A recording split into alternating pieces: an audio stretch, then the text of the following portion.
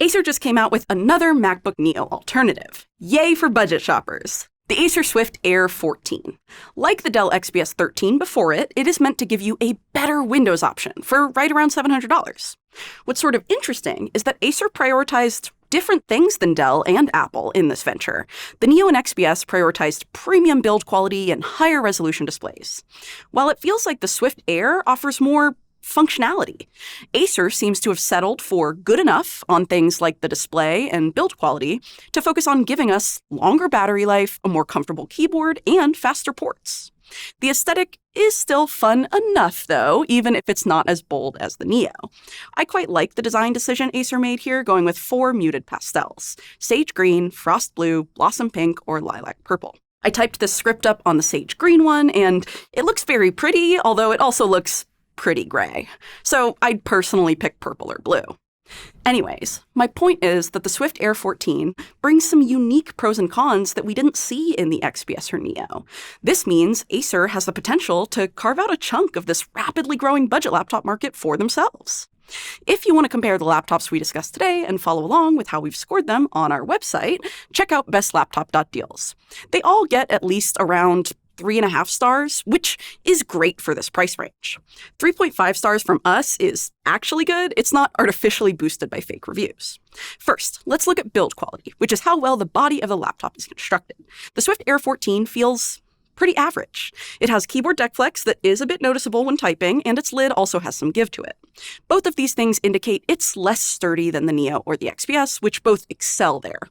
However, this laptop is a slight bit better than the OmniBook 5, for example, and is not flimsy or cheap feeling. The Swift Air has a cohesive metal chassis, just like the MacBooks use. The thinner metal used by the Swift might even have the benefit of making it a more lightweight laptop. It has a larger 14-inch screen than the XPS or the Neo, and is therefore bigger, but it's just as light as the Neo and still somewhat compact and thin. As I said earlier, it also has a nice enough aesthetic, and I think it'll look charming in a coffee shop or something in its fun color options. But it's not nearly as bold-looking as the Neo. One final thing on this laptop that it actually has over the XPS and the Neo is that it doesn't have that sharp edge to the front of the laptop. This means it should be more comfortable to rest your wrists on when you don't have support for your arms, like on plane and train tray tables. It also has a cutout in the front, which makes it very easy to open the lid, and you can open it with one hand. When you do open it, you'll see a 14-inch 1920 by 1200 resolution IPS panel with a 120 Hz refresh rate. It's a lower resolution than the XPS or Neo, so things will look less sharp, but this is still a normal resolution to see at this price point. Most of the competing laptops have the same resolution. The fact that the Swift gets pretty bright at almost 400 nits and has that faster refresh rate are both positives. It also covers 99% of the sRGB color gamut, which is plenty good for most folks. We didn't even detect any display quality issues on the screen, like backlight bleed, which is nice to see at the price point. Finally, its display has a matte finish, which means it won't have reflections in brighter environments like the Neo does.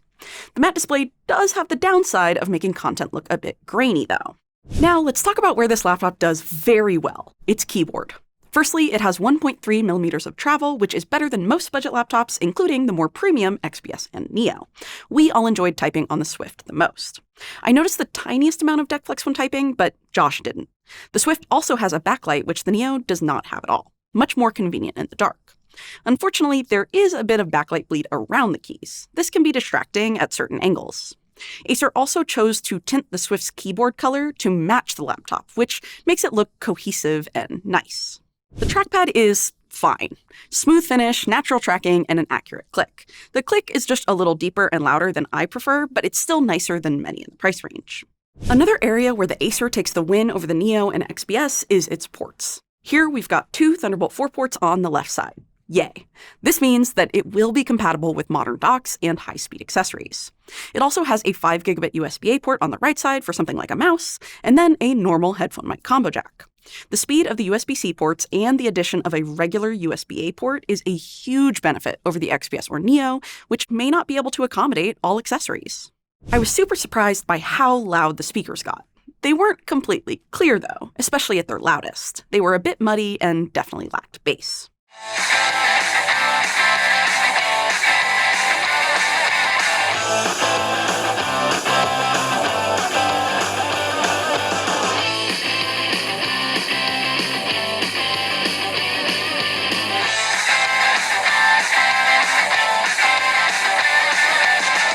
the webcam looks and sounds on the Acer Swift Air 14. It does have IR for Windows Hello as well as a privacy shutter, but the image looks pretty blown out and pretty bright. For upgradability, you can replace the SSD, although we did struggle with its screw. You could also replace the 70 watt-hour battery if you needed to, but the Wi-Fi 6E card is soldered and so is the RAM. We did test Linux on the Swift Air and it was a bit rough. Firstly, we couldn't seem to unscrew the replaceable SSD, so we couldn't put in the SSD we already have Linux installed on. So we booted off a USB stick instead, where the speakers and the keyboard backlight both seemed to work at first, but the keyboard stopped working before we could test anything else. We tried again with similar results. Wi-Fi and Bluetooth were working though, so with a full install you may be able to get the right drivers downloaded to fix the issue. Now, I'm going to keep the performance section brief because you really shouldn't be buying this laptop for performance tasks. None of the main three we've been discussing perform very well at all. They're only really good for web browsing, simple collaboration tools, and office tasks. If you want or need something that can do more than that, you'd want to find a Snapdragon X or X2 chip, an Intel Core Ultra, or an AMD Ryzen 400 series. Those are available in some Omnibooks around this price range, and we're showing representative laptops with these processors on our graphs. When looking at max CPU power, these Intel Core Series 3 chips, that's without the Ultra in the name, continue to flounder, doing only slightly better than the MacBook Neo. Even if you're only doing very basic photo editing or gaming, you will still want a chip at least as strong as what we're showing here in Acer's old Aspire 14 AI. Unfortunately, at this price point, more powerful chips come with trade-offs in the laptop's overall quality. The Aspire has a really bad screen. However, one of the benefits of a less powerful chip, like the one in this laptop, is that the laptop remains cool to the touch, which it does. In real-world use, it only ever got slightly warm when it was charging around the top left of the keyboard. It's very minor. Even if you are doing something more intensive on your laptop, the Swift only gets slightly warm. When it comes to fan noise, I only noticed it very occasionally in my day-to-day use, and it was very quiet. In performance tasks, it's the quietest laptop that even has fans at all. If you plan to do any light gaming on the Swift Air, make sure it's very, very light, as its 2 Intel graphics cores are extremely limiting. This is actually somewhere the Neo does a bit better, but it is still worse than the more powerful Core Ultra or Ryzen chips we've shown you today. As far as the RAM goes, I didn't have any issues with the 8GB, even when I was hardcore multitasking with Chrome and Office apps. Regardless, I'd still recommend the 16GB when that version comes out, if you can afford it. We will link both down below. Alright, let's end with a bang. The Swift Air has phenomenal battery life. If you were looking for the best battery life for light tasks like office work, the Swift Air is it. It lasted around 14.5 hours on our full battery rundown with Wi-Fi and Bluetooth on, and its screen brightness set to 300 nits. Assuming this is a best case scenario and it would only last half as long, that's still long enough to get you through most of a workday, which can't be said for the others here. In my experience, real-world battery life falls somewhere in the middle of those two extremes. Laptops tend to last about 2/3 as long as our tests in my day-to-day use. Josh sticks with the 50% estimation. We are going to be doing a big deep dive on real-world battery testing versus our benchmarks soon though, so get subscribed to catch that video when it drops. Something else to note is that this laptop does not drop its performance when unplugged, so it's not like it's stunting its performance to last longer, if you are worried about that. Alright, thanks Sierra. You did take a bit of work off my plate. So, here's where we're at, guys. If you're looking for a laptop for around $800 or less and you are just using it for basic use, like, office applications and web browsing, well, the XPS 13, that's still our favorite. It's more premium and more compact and portable than the Swift Air. However, if you don't like the ports of the XPS or you want the Swift's amazing battery life, well, that's where this laptop shines. Out of these kind of laptops, the MacBook Neo, that's our least favorite, especially after that price increase. It's got no keyboard backlight, only 8GB of memory, it's got a weak processor with no option to upgrade, and of course poor ports. But the Neo, it still may make sense if you're in that Apple ecosystem. Now, if you think you'll ever do anything more on your laptop, please don't buy one of these with poor performing processors. Look for one with a more powerful Core Ultra.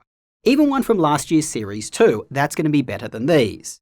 Over at bestlaptop.deals, to make your life easy, we actually clearly highlight how a processor performs. We've also seen over there HP's mid-range Omnibook X's drop into this price point. That laptop has a much more powerful processor than what's in these, and it's just a safer buy as you can do more on it. We've also seen HP's more budget-friendly Omnibook 5s with Core Ultras drop into this price range. I'll put links to both of those down below. And if they aren't currently on sale, guys, set a price drop notification, they frequently go on sale. Till next time, on behalf of both of us, go do something awesome with your day and we will catch you later.